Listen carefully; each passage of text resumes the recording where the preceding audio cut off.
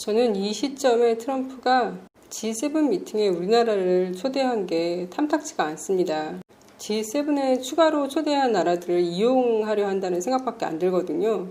먼저 G7이 취소된 이유는 메르켈 총리가 바이러스에 집중해야 되기 때문에 G7에 갈 수가 없다라고 초청을 거절했잖아요.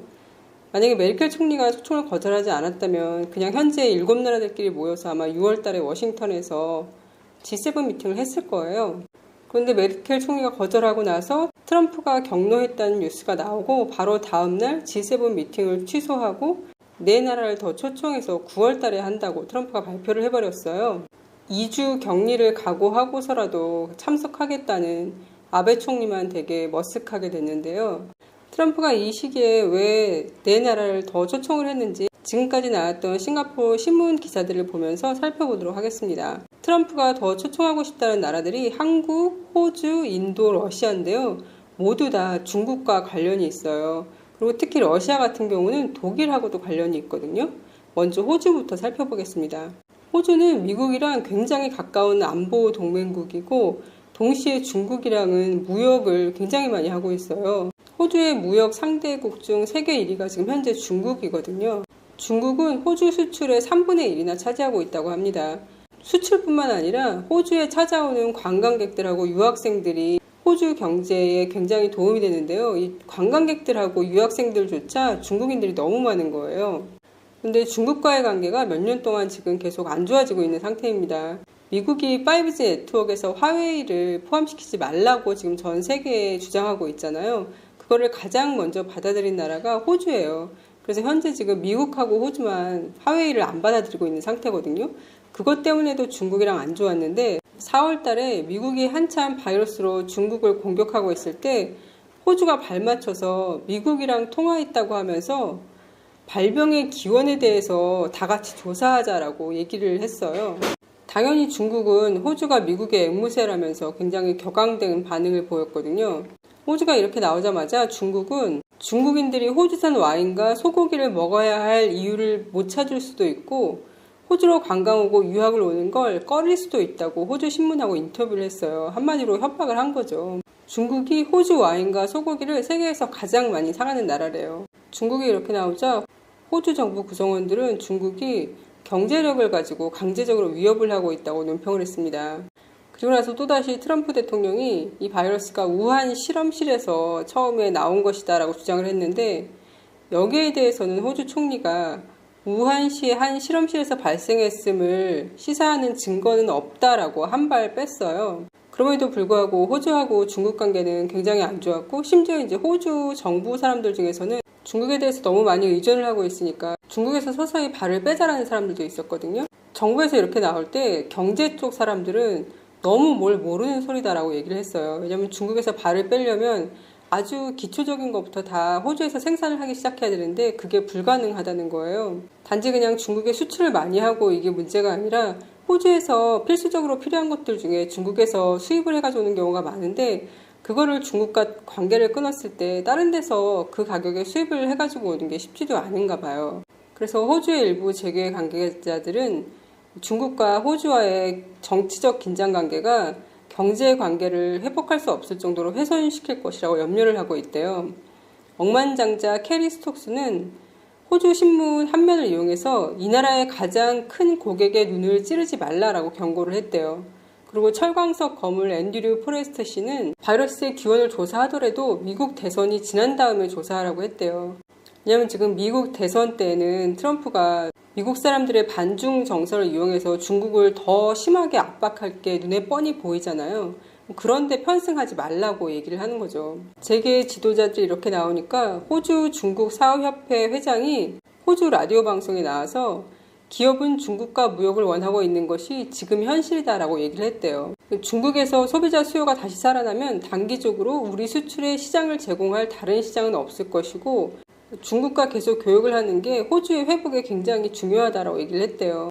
그러자 결국 외무장관이 기업 반발에 대해서는 정부가 국가 안보와 경제를 모두 보호할 것이라고 이렇게 발표했습니다. 하지만 사정은 나아지지 않았고요. 결국 중국이 호주 최대 육류 가공업체 4개사의 수입을 중단한다고 발표를 했어요. 그리고 게다가 보리도 굉장히 많이 수입을 하고 있나 봐요. 중국이 호주에서. 호주에서 보리 수출 1위 국가도 중국이라고 하거든요. 근데 여기에 관세를 어마어마하게 물린 거예요. 게다가 블룸버그 통신에 의하면 중국이 와인하고 유제품도 수입 제한에 대해서 고려하고 있다고 발표를 했대요. 호주 국립대학교의 휴 화이트 교수는 최근 호주와 중국 사이의 긴장은 중국의 힘이 커지면서 호주가 직면하는 어려움을 잘 보여준다라고 말했대요. 바이러스를 조사하자라고 요청한 것은 백악관을 기쁘게 하기 위해 고안된 것처럼 보였지만 호주가 워싱턴으로부터 지시받는 중국에 대한 정책을 해서는 안 된다는 것을 보여준다라고 말했대요. 이 얘기는 미국에 잘 보이기 위해서 바이러스 기원을 조사하자라고 중국을 공격했는데 이런 공격들이 미국은 기쁘게 했을 수도 있지만 사실상 호주 경제가 맞닥뜨리는 위험은 굉장히 크다는 거죠. 그러면서 그 교수는 아시아의 새로운 권력의 현실에 눈을 떠서 그것을 항해하는 법을 배워야 한다라고 썼대요. 그만큼 중국이 아시아의 권력이 되고 있다는 뜻인 것 같아요. 중국하고 어떤 식으로 관계를 맺고 어떤 식으로 헤쳐나가야 되는지 그런 방법을 배워야 한다라는 뜻인 것 같습니다. 지금 이런 상황이기 때문에 호주를 부른 거예요. 호주를 불러들여서 중국을 배척하는데 호주도 이용하겠다. 완전히 그냥 중국을 고립시켜버리겠다. 이런 생각이 들거든요. 인도 같은 경우에는 국경에서 계속 중국이랑 문제를 일으키고 있어요.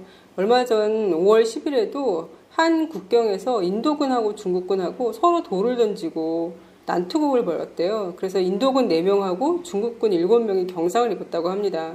또 다른 난투극이 라다크에서 티베트 자치구까지 이어지는 판공초 호수의 북쪽에서 군대가 충돌을 했대요.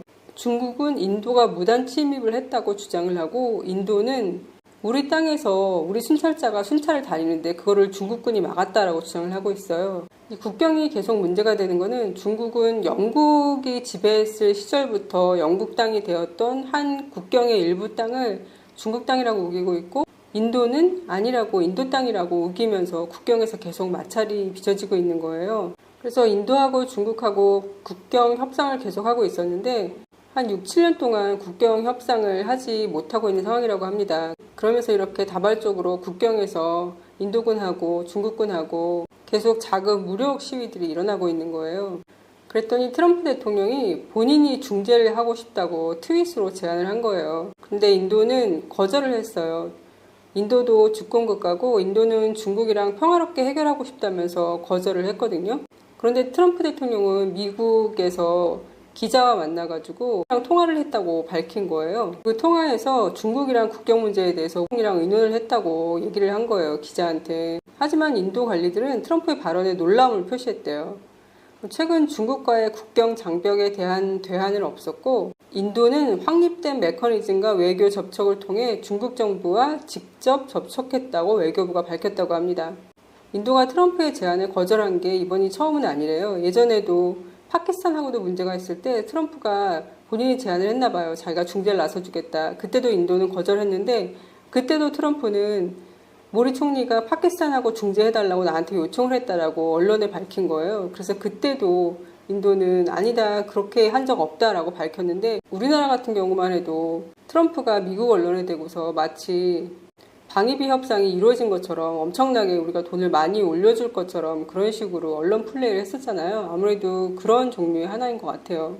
이렇게 인도가 중국이랑 국경 문제로 분쟁이 있으니까 인도도 끌어들이려고 하는 것 같습니다. 다음은 러시아인데 러시아는 독일 때문에 부르는 이유도 큰 것 같아요. 독일의 메르켈 총리가 G7 회의에 참석 안 하겠다고 얘기하고 트럼프가 격려를 했다고 했잖아요. 그리고 트럼프랑 메르켈이 만나면 항상 어떤 이슈를 가지고 의견이 안 맞아서 충돌한다는 얘기를 우리가 간혹 듣잖아요. 뉴스를 통해서. 지금 러시아가 독일이랑 그렇게 별로 안 좋은 것 같거든요. 얼마 전에 제가 영상으로 전달해 드린 것 중에서 메르켈 총리가 이끄는 독일 같은 경우에는 다른 서유럽 국가들에 비해서 바이러스 상황이 그나마 안정적임에도 불구하고 독일 전체에서 시위가 일어나고 있다고 말씀드렸잖아요. 근데 그 시위의 배후에는 러시아가 가짜뉴스를 퍼뜨려서 시위를 조장하는 것 같다고 언론사들이 그렇게 밝혔다는 내용을 전달해드렸잖아요. 그 건도 있고 메르켈 총리가 이번 달 의회에서 러시아가 자신을 해킹 공격 대상으로 삼고 있다며 터무니없는 스파이 시도에 대한 구체적 증거를 갖고 있으며 제재 가능성을 제기했대요. 베를린 정보당국은 러시아 해커들이 국회의원이나 유력 정치인을 염탐하려는 시도를 거듭하고 있다고 얘기했답니다. 게다가 독일하고 러시아 같은 경우는 우크라이나 크림반도를 합병하는 것에서부터 독일 선거에 러시아가 자꾸 사이버로 개입하는 것, 그리고 시리아의 바샤르 알 아사드 정부를 지지하는 것 등 다양한 분야에서 러시아의 행동을 둘러싸고 독일과 마찰을 빚고 있다고 합니다. 이렇게 러시아를 초청함으로써 독일 메르켈 총리를 좀 약올리려는 게 아닌가라는 생각이 들고요. 러시아가 또 중국이랑 관계가 있는 거는 북극해 쪽이라고 합니다. 노르웨이, 핀란드, 스웨덴 위쪽의 해협이 바렌츠해인데 대구도 많이 나고 막대한 양의 원유와 천연가스가 매장되어 있대요. 그래서 여기도 영유권을 가지고 분쟁이 많았는데 올해 노르웨이하고 러시아는 타협을 맺었다고 합니다. 노르웨이하고 러시아 외에도 스웨덴, 핀란드 그리고 미국도 이 지역을 노리고 있대요. 그런데 중국까지 이 북극해 쪽으로 진출을 시도하고 있대요. 그래서 중국하고 러시아가 이 지역을 두고 긴장 관계에 있다고 합니다. 그래서 트럼프는 9월 달에 이런 나라들을 초청해서 미팅한 후에 미팅 결과를 언론에 발표하고 싶은 것 같아요. 우리가 이렇게 중국이랑 대척할 것이다. 이 모든 나라들이 나의 제안에 동의를 했다. 이런 식으로 발표를 할 것 같거든요. 9월이면 딱 선거하기 전에 어떤 자신의 지지를 끌어모으기에 적당한 날인 것 같거든요. 지금 미국이 반중 정서가 굉장히 높다고 설문조사에 나왔기 때문에 중국한테 얼마나 대척하는 모습을 보여주냐가 대통령 선거에 인기를 모을 수 있는 거라고 설문조사 기관에서 발표를 했었거든요. 그래서 아무래도 대통령 선거를 유리하게 끌고 가기 위해서 앞으로 중국이랑 마찰은 점점 더 심해질 것 같습니다.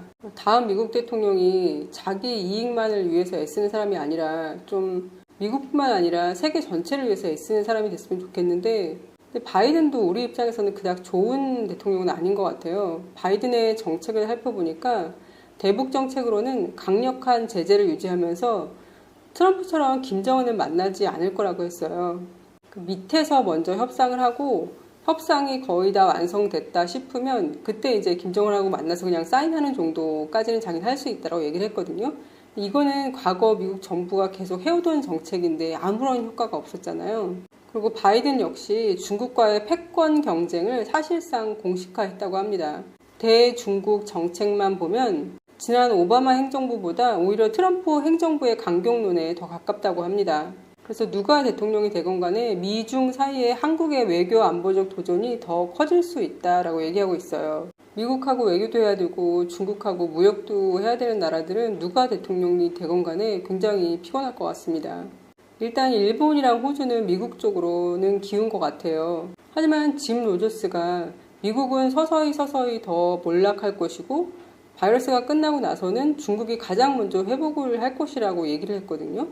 어디 한쪽으로 치우치기가 참 힘든 상황인 거예요. 싱가포르 신문에서도 예전에 동남아 나라들이 중국이냐 미국이냐 선택하라는 압박을 받을 가능성이 있다라는 게 기사가 나온 적이 있었거든요. 신남방 정책처럼 미국하고 중국 외에 다각도로 여러 나라들과 외교도 해야 되고 무역도 늘려가야지. 안 그러면 너무 힘들어질 것 같습니다. 더 어려워진 외교와 무역을 해나가야 하는 대한민국이지만 지혜를 모아서 앞으로 더 잘 해나갈 거라고 믿습니다. 그럼 오늘도 건강하세요.